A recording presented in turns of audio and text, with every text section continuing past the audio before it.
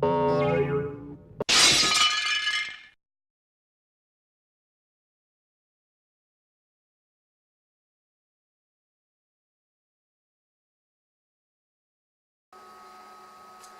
everyone and welcome back again to the Oberon channel.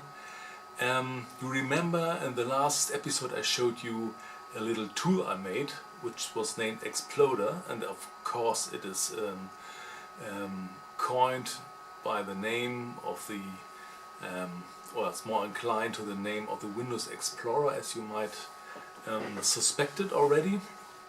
And I thought this creation of name was a little funny, and for this reason I call it the Oberon Exploder. In fact, this tool is very interesting. I use it a lot, and I think it might be interesting for you how it was programmed. So I wanted to show you the most important principles, the programming paradigms I followed to make this little tool. And so maybe you can learn something more about Oberon programming, because this is a very good example to do this. So we're going to dig in this matter now. So let's start Oberon. You see I already opened my desktop, and here you can see the Oberon Exploder gadget panel. The first thing is, I already told you this a lot of times before, but I always want to emphasize it once more. The application you normally are doing when you are using a graphical user interface is made out of a panel, and the panel contains a lot of gadgets, and these are the elements you are using to act with your application, and it's also used to display the results of what your application is doing. So this is a quite, well, let's say complex panel consisting of different gadgets of different types. For example, these gadgets here are of type list. They already contain a frame, and they contain a scroll bar on the side. These are simple buttons here. These are text elements, and these are just plain text. Yes, and that's all. That's all the types we are facing. So the second thing is that you have the intelligence behind it, which is always contained in some kind of module, and this is the source code of the Exploder module. So both need to communicate with each other. Sorry. And there are two ways to accomplish this goal of communication. Well, the first way is the communication between a gadget and the module, and this is very easy. I show you this. For example, let's use this button here. We select it, and when we tell Columbus to show us what is in, and you can always see here the name button in it, you can see the type. This belongs to the module basic gadgets and the subtype button. And here you always can see a field named command, and command is something that the gadget does when it gets activated. So when I click on this button here, the gadget is executing the procedure in it on my module Exploder, which is somewhere here. Okay, the other way around is a little more complicated, because when you want to display something, for example here in this list element, we have a bunch of text you want to put into this element. So in this case, the module here wants to communicate with the gadget. So it needs to know how to access this gadget, and to access this gadget first needs to know how it is named in the gadget context. You know, all those gadgets here in your panel are flowing around in your desktop area and in a display space, and they have a unique name, which is in this one here, and they also have an object pointer, and the object pointer is what this module needs. So the first thing I want to show you is how the module finds the respective object pointer to access all those elements here, all those gadgets here. So, to get access to the gadgets, the first thing we need to do in the module is we have to provide variables with the right type for the gadgets we want to access. And this is done, of course, here in the var section. You can see I have two variables here, sysdir and usbdir, which are of type list. Then I have a lot of variables here which are of type button. One line more with some buttons, and then we have also some variables with the type text field and an array of character. So this is the first thing we have to know. We have to provide, because we have to provide something as a variable which can take the object pointer. Okay. The next thing is how to identify the gadgets, and I found a very suitable and pretty good working solution. I provided a procedure, this procedure here. Let me adjust it a little bit.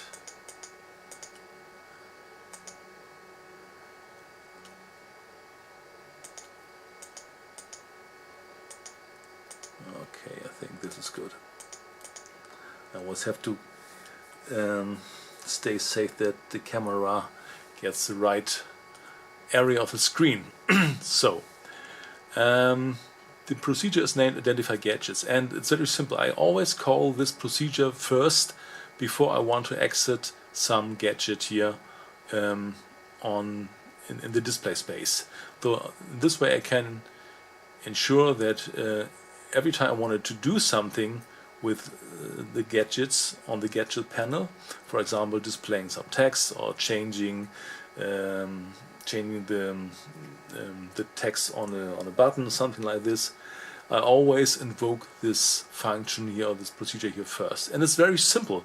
It's a long procedure, but it's very structured, pretty simple, because I'm always doing the same thing here for every gadget. And I show you this in one example. So let's take this here.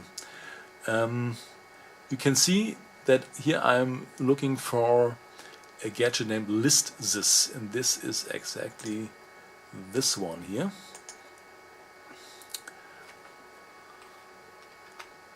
So let's select it and tell Columbus to show us what it is. Oh no, sorry, this was not the right one. I wanted to show you listThis. Let's stay exact. So this is listThis, and you can see this is of type list. I hope the camera catches it. Yes, okay. So, and we're using a function which is provided by the module gadgets, and the function is named findObject. FindObject takes a variable from the module gadget itself named context, and context is a variable that, let's say, stores some information about the environment of or surrounding of the gadgets, so it can find it in display space. And of course it takes the name listSys to find it. And when everything works right, then this procedure here returns an object pointer. This variable object is just a variable of type object. This is because this function does not know what type of gadget is behind this name. It can be a list gadget, it can be a text gadget, a button gadget, a frame, or another panel. This procedure doesn't know this, and this is because Mr. Wirth, the designer of this programming language and operating system, decided to return always a pointer of type object, because object is, let's say, the lowest level on which every gadgets gadgets in the display space are similar. Because if you do not know what type your gadget has, then it's always object. Every gadget is always an object, and this is something you can be sure about. So that means in the second step, when you want to relate this object pointer to your variable you provided, your variable has a specified type, in this case of type list, you have to do a typecast. This is done here by those parentheses here, and inside this parentheses you are implementing or inserting the type of the gadget, and this is list. If it does not work well, I put out an error string in the system log to tell that this specified variable, this specified gadget was not found. And this behavior is repeating over and over again for every gadget in the gadget panel you can find until we reach the end of the procedure. Okay, so now let's see what happens when init is invoked. So I already selected the button init, and you can see that the button is invoking the function init, or the procedure init, in the Exploder module. So let's go over to the module, and here you have the function init. So what you can see here is that at the start of this procedure, the procedure is looking for a document that is currently opened on the gadget space, or on the display space. This is the first attempt to try to find the right panel. So first it looks if there's document, and then panel is also document, if this is open. And this is true. This is done if D is not nil, then that means that some kind of document was found. Then it's looking for the descendant of the document. If the descendant is of type panel, then it can be quite sure that this might be the right panel it needs for this module. So if this is true, then the frame is derived from this panel to get access to all those gadgets embedded in this frame. Then all those variables we predefined in the header of this module are set to nil. It's just an action to initialize them. This copy function I explain you in a few seconds. And then the function I already showed you, identify gadgets, is invoked, and identify gadget works. Then all those variables here are filled with the respective object pointers of the right type. So let's see what copy means. Copy is something you need when you're initializing strings. Initializing strings is not in Oberon as easy as it's done in Java. This is more C style that is followed here. So that means you really have to copy content of, or a string of characters inside the, let's say, memory space of the variable. And this is done very easy with the macro procedure copy. And you can see this is an empty string here, and the empty string is put in the memory space of the string named rename original. And rename original is the string we are using here, and by this copy function here we initialize it with an empty string. Okay, this was the first step, and now let's dig a little deeper into the nuts and bolts of the programming techniques I use. I was facing one problem. When you are invoking a procedure in Oberon, which is exported by a module, you do it on a source code level in a way I already showed you in the previous episodes. You're using the name of the procedure, and you're putting some parameters into the procedure call, and you're calling the procedure. Everything is fine. But there's a problem. There are some procedures exported from modules which are not intended to be used in this way. So it's not going to be this way that you can type the procedure name and an open parenthesis and then the parameters, close parenthesis, and doing this function call on the source code level.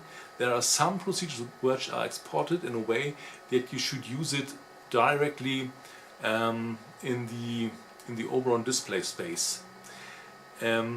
By typing them, for example, in the log buffer or in some some text document that is open, and from this document you can execute the procedure. This is what I always told you, that you can execute an Oberon command from everywhere on your desktop. But this is something that's really cool, but it's a different way of calling a procedure. You're calling the procedure out from a textual context somewhere on your display space, and the other way is to call a procedure from the source code level, which is in the last effect a compiled module. So when you want to use those functions or this procedure, which are exported in a way that you should use this in a text context level, and you want to invoke them from out of your source code, you have a problem. Let me show you more detail what I mean. So here you can see how a procedure is called out from the source code level. You have a module name, for example texts, and you have a procedure named write string. You have an open parenthesis, you put your parameters in, you have close parenthesis, you put a semicolon, and you're done. When this whole source code is compiled, then the Oberon environment will take control over this calling of a function, that it would work properly and that returns the result that you can work with. This is so the second way to call a procedure is, for example, when I type desktops open doc, let's do oberon.text. So this is the module, this is the exported procedure, and this is the parameter. And now I activate it by middle clicking on the module and the procedure, and then you can see the action is performed. So this is not calling a function or procedure from the source level context. This is a function called from a textual context on your screen, somewhere inside a text or a document. So the problem is, when you want to use something like this in your program, which consists of source code, then you have the problem I already mentioned before. So how can you solve this? My problem was that some of the gadgets I used have modules behind it. For example, a module named lists, which is dealing with lists, and the gadget also named lists uses a lot of procedures out from this module. I wanted to use some of those procedures, and those procedures were made in a way that you have to call them from a textual context, but they were very convenient. Also, with a very little amount of parameters, you could achieve a lot of actions and results which were pretty more inconvenient to achieve. We would do everything on a level with procedures just used on the source code level. So my idea was there must be a way that I can use these procedures also in my source code context, and I digged inside this matter very deeply, and I read a lot of documentation in the internet, and finally I really found a way how to do this. And this really was cutting my efforts down I needed to do to achieve the functionality I wanted to achieve with the Exploder module. And now I'll show you how I find it out and what the solution is. So here comes the trick. Let's show me this behavior on the mounting of a file system. You can see here I have the button mount FAT, that means mount a FAT16 file system, and here you can see in Columbus what clicking on this button is going to do. So the procedure mount USB FAT on the Exploder module is called. So let's take a look at it. It's this one here. Okay. First, as I already told you, I use identify gadgets to ensure that all my gadgets connection are working properly, and I have object pointers to all the gadgets I need. Second, I use the module attributes with the function getString to get the contents of a string, and it's this string here, you can see, which describes the partition that you want to mount. So by using attributes get string from the string named USB volume, this is a string type, and the attribute named value, I can get this volume name. It's put into volume. So, but now comes the interesting part. As I told you, I wanted to use a command that had to be executed or called or invoked from a textual context, not source code level, from a textual context. So the trick that is happening here, that's taking place here, is to generate an artificial textual context. And we do this by opening a writer. You know, a writer is an object that takes text to do something with it. The writer is specified here in the var section, and by using the procedure open writer exported from the module text, this writer is initialized and opened. And now we can write something into this writer. So what we gonna write into this writer is exactly the things we would type on the textual level to invoke a specified procedure. So we use as a parameter first the string USB, and then FATFS, that means file system. USB is a designator for the partition and FATFS for the file system, and we write this into the writer. And then we take the volume name, which we took from here, from this string, and which is contained in the variable volume, and we also put this into the writer. And we also have to ensure that we have blanks here, blank space, because it's the same as we would do it on the textual level. We have to insert blank spaces between the parameters in order that the Oberon command interpreter does not get screwed up. We have to take care for the same things here.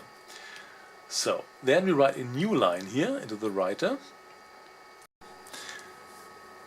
So the next thing we're going to do is we generate a new text to put what we just wrote in the text writer module into the text.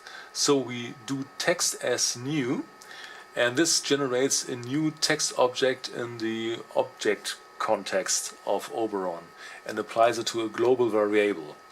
Then we take the contents of this global variable by doing objects new object and text as text, and apply it to the variable t, and t is, as you can see, of type text as text.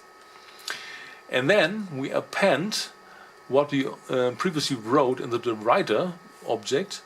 This we now append to the text object by doing text append and applying the subvariable buffer, or the subobject buffer from the writer object, which contains the text. So, and additionally we apply this text to the Oberon log buffer. This is just for controlling, so that you can see that the right text was applied. And then the next special thing is done. We are generating a new parameter object. Parameters are a special type of variables that can take parameters that originally would be applied on the textual level for an Oberon command, but now we generate them by ourselves by applying new. So then this parameter object is initialized, and it has a sub area, or it's a sub object named text, and we put the text, which is in variable t, we specified here, and where we put the contents of the writer into. We applying this text now to the subvariable text in the parameter structure. And then we apply a position. The position is normally the position of the cursor in the textual context, which is now set to 0. And then we apply the procedure Oberon call, and this is the crucial thing that now takes place. We are principally invoking the Oberon command interpreter here on the source code level, and we are telling him the type of command we want to use, which is file system mount, and we apply all those things we have done here as an artificial parameter context, applying here in the parameter structure par. And here are some controls variables, and you can also apply a return value, which is not so important. And when this is done, we have the same thing done as you would have done by invoking the Oberon command out from a text context. And this technique I used a lot here in my program. And here's another example to show you the power of exported Oberon commands working on the textual level. You can see this those list windows here, or list gadgets, and of course you want to fill them with some life here. And when you click on listed, you can see all those nice text strings which are originally or files are implemented here or inserted here. And the action to do this is very simple. So let's take a look. When we highlight or select lists and we take a look here in Columbus, you can see that this is a command here. And this command here is part of the Oberon macro language. So it uses the exported command directory from the module lists, and here we'll apply a filter sys value, which is in fact this text field here with the wildcards in it. And this is the name of the list gadget where those contents or the results of this directory search should be implemented. And this is the name of this list gadgets here. As you can see, I highlight it again, and list this is the name of this gadget here. So you can see this macro language is extremely powerful. And I want to show you another example where I use this. I have the function to delete files from the directory. For example, I could highlight this, and then I could do delete system files, and the selected file would be deleted. I don't want to do this for now, but I want to show you what the source code is that is handling this action, and it's taking the same trick.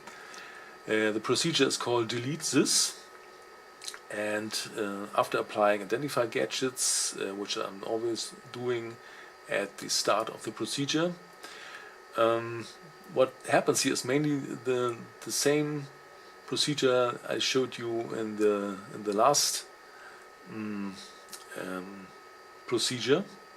We are generating a text, an artificial textual context, and what I write in is the name of the file I wanted to delete, and I also put in this wave sign at the end. The same I would do it in the textual context, and then I invoke the command system delete files, which I also use on the textual level when I use it, for example, in the Oberon system log. And after doing this, it is deleted. So you see, you can save a lot of time and efforts when you're using this trick, because in this case you have the power of all Oberon commands to your hands, and not only the ones that you can normally call from a source code level, but also from the textual context. So that's all for now. I hope you liked what I could show you and you learned a little bit more about Oberon programming techniques. Of course, the source code of the Exploder module is part of the zip file that you can download from the native Oberon homepage. So there's no need to put any more download links here in the comments section. Just download it, take a look in it, and learn something from it, and maybe you can use it for your own projects. That would be very, very fine. So thanks for watching, and bye for now.